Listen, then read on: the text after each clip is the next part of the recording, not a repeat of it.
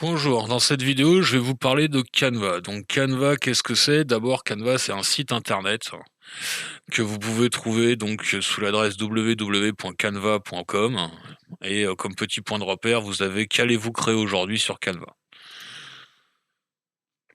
Donc moi, quand je clique directement sur le site, il va me loguer automatiquement, c'est parce que je me suis déjà logué dessus avec cette adresse email.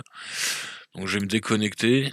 Donc voilà, donc quand vous arrivez, normalement vous arrivez sur une page un peu similaire qui va vous proposer, si vous êtes sur un profil Google, de vous authentifier directement via votre compte Google. Donc faites attention d'être sur le bon profil quand vous voulez travailler sur Canva.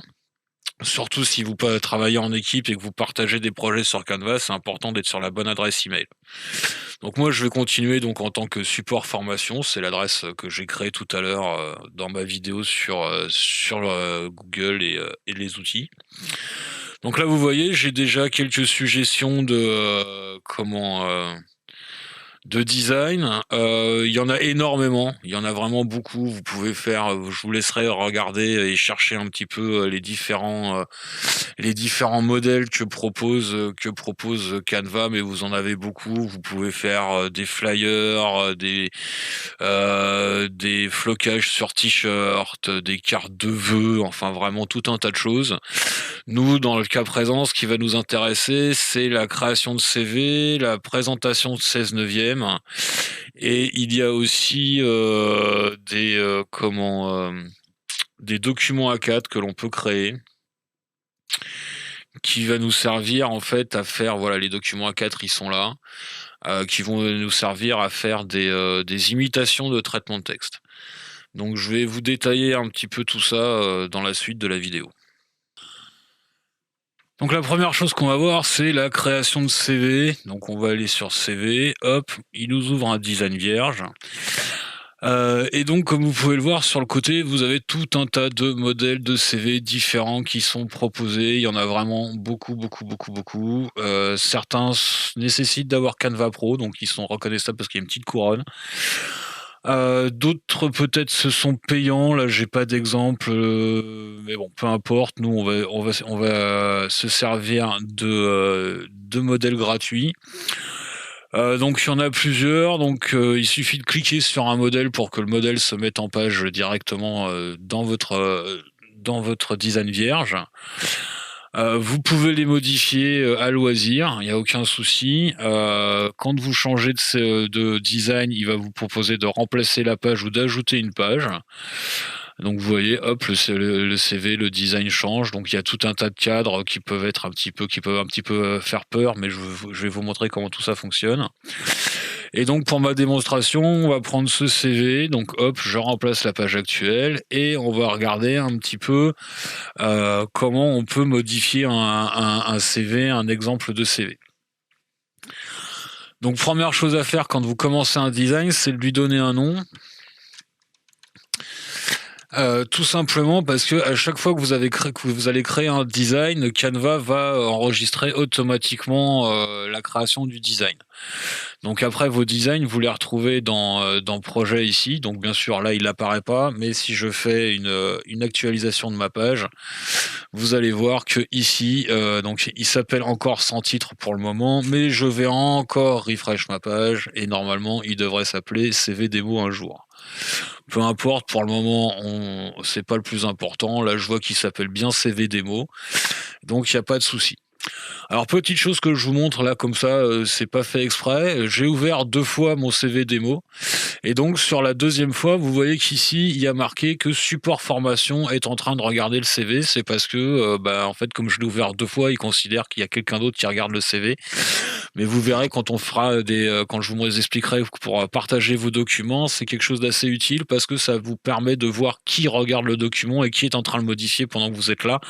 Ça vous évitera de modifier même que 2 personnes modifient le même cadre en même temps et que ça crée des conflits. Donc je vais fermer mon deuxième CV démo, hop, et comme vous pouvez le voir, plus personne ne regarde mon CV. Logiquement, si je retourne dans projet Canva et que maintenant j'actualise, il devrait enfin s'appeler CV démo. Voilà. Pour le système d'enregistrement de vos designs, des modifications que vous faites, en fait, Canva enregistre automatiquement ce que vous faites et vous pouvez vérifier que les modifications sont bien enregistrées en cliquant sur Fichier ici et vous voyez qu'il y a bien marqué Modification enregistrée. Si vous le souhaitez, par acquis de conscience, vous pouvez cliquer sur Enregistrer si vous le souhaitez. Donc pour commencer les modifications, je vais vous expliquer le système de cadres. Là, vous voyez, quand je passe ma souris, il y a différents cadres qui s'affichent. Ils sont nombreux, il y en a plein.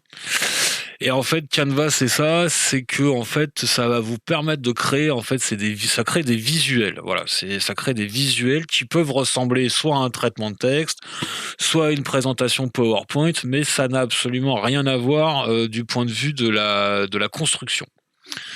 Donc on va zoomer un petit peu et déjà on va commencer par voir au niveau des cadres comment ça se passe. Donc ici je prends le cadre parcours scolaire, donc vous voyez c'est un cadre complet avec différentes informations à l'intérieur, mais ce cadre est composé de plusieurs cadres. Là vous voyez j'ai un cadre parcours scolaire, un cadre institut de beauté, etc. Tout ça c'est des cadres différents qui ont été en fait groupés dans un autre cadre, de façon à ce qu'on puisse les déplacer ensemble, ou les modifier ensemble. Donc, par exemple, là, si je clique sur mon cadre, sur mon grand cadre, donc là, à chaque fois, je vais sélectionner un petit cadre. Et le but du jeu, ça va être déjà de pouvoir déplacer ces cadres individuellement les uns des autres. Donc, pour ça, on va faire un clic droit dans ce grand cadre et on va faire dissocier. Et vous voyez que là, tous mes cadres maintenant sont dissociés les uns des autres et que si j'en prends un, je peux le déplacer indépendamment des autres. Si vous voulez regrouper les cadres, vous les resélectionnez, clic droit, grouper, et vos cadres sont à nouveau groupés. Maintenant, tous vos cadres se déplacent ensemble. Pour la sélection des cadres, donc là je vais les redégrouper pour vous montrer. Pour la sélection des cadres, vous avez deux solutions. Soit celle que vous m'avez vu faire plusieurs fois, à savoir la sélection avec la souris. Ce qui fonctionne très bien à partir du moment où on est sur un fond blanc, il n'y a pas de souci, à partir du moment où il n'y a rien derrière en fait. Mais de ce côté-là, vous pouvez voir par exemple, donc on va dissocier, où est-ce que j'ai plusieurs cadres, ici, voilà, donc on va dissocier ces cadres-là. Ici, par contre, si je cherche à sélectionner mes cadres, donc là, je les sélectionne, mais vous pouvez voir ici que j'ai également sélectionné le grand cadre derrière, et que du coup, si je veux déplacer mes cadres là, je vais également déplacer mon cadre derrière de fond. Ça m'intéresse pas du tout, c'est pas ce que je veux faire. Donc, je vais vous montrer une autre méthode pour sélectionner les cadres. Vous cliquez sur un premier cadre, et après, en maintenant la touche majuscule enfoncée, vous pouvez sélectionner différents cadres, et là, vous voyez que je déplace mes cadres sans déplacer le fond. Donc maintenant qu'on a vu comment sélectionner nos cadres et les déplacer, on va voir comment les modifier à proprement parler. Donc déjà, sans parler de mise en page, si vous souhaitez modifier la couleur de votre police sur trois cadres différents, donc je sélectionne mes trois cadres avec la touche majuscule. Là, vous voyez que la couleur du texte est indiquée ici, elle est en orange. Si je souhaite la modifier, je passe en gris, la couleur se modifie. Même chose pour les polices. Donc là, vous voyez que la sélection de trois cadres, on me dit que j'ai une police variée. Si je souhaite changer la police et avoir mes trois cadres avec la même police, je sélectionne une police. Les trois cadres viennent de changer de police automatiquement. De la même façon, pour les trois autres polices, il n'y a pas de souci. Pour modifier la taille de vos cadres, si par exemple, je ne sais pas, on va essayer de prendre ici, bah tiens, on va changer la taille de la police de ce cadre-là précisément pour que ça dépasse un petit peu. Donc voilà, là on l'a mis en beaucoup trop gros. Vous voyez que forcément, donc c'est passé sur deux lignes. Donc là, je pense pas que je vais réussir, sauf peut-être en le déplaçant ici, à vous le mettre sur une seule ligne, mais vous pouvez toujours, hop, en agrandissant votre cadre, récupérer votre écriture sur une seule ligne.